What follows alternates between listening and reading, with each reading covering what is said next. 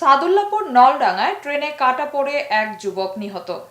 সাদুল্লাপুর গাইবান্ধা প্রতিনিধি মোজাহিদুল ইসলাম বিপ্লবের রিপোর্টে বিস্তারিত। সাথে আছে আমি রাজিয়া সুলতান। আপনারা দেখছেন I1 টিভি। গাইবান্ধার সাদুল্লাপুর উপজেলার নলডাঙ্গা কামারপাড়ার রেল স্টেশনের মাঝামাঝি ট্রেনে কাটা পড়ে স্বাধীন নামের মানসিক ভারসাম্যহীন এক যুবক নিহত হয়েছেন। শনিবার সন্ধ্যা 7:30টার সময় পার্বতীপুর থেকে ছেড়ে আসা রামসাগর ট্রেনে কাটা পড়ে স্বাধীন মারা যান। নিহত স্বাধীন সাদুল্লাপুর উপজেলার নলডাঙ্গা ইউনিয়নের প্রতাপ গ্রামের মৃত জাহিদুল ইসলামের একমাত্র ছেলে। স্থানীয়রা জানান, ঘটনার দিন সন্ধ্যায় রেল লাইনে শুয়েছিলেন স্বাধীন। এর মধ্যে রামসাগর ট্রেনে কাটা পড়ে নিহত হন তিনি।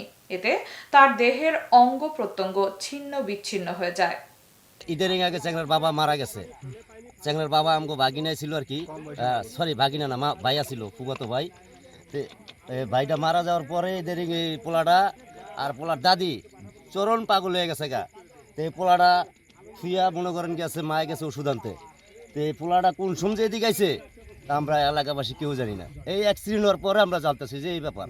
নলডাঙ্গা হাতে আসি শুনি, বাইক শুনি আসি যে বলে এরকম অমুক জায়গার মধ্যে কাটা গেছে। এতক্ষণ সঙ্গে থাকার জন্য ধন্যবাদ। I1 টিভির নিয়মিত আপডেট পেতে ভিজিট করুন আমাদের ওয়েবসাইট, ফেসবুক, ইনস্টাগ্রাম ও ইউটিউব চ্যানেলে।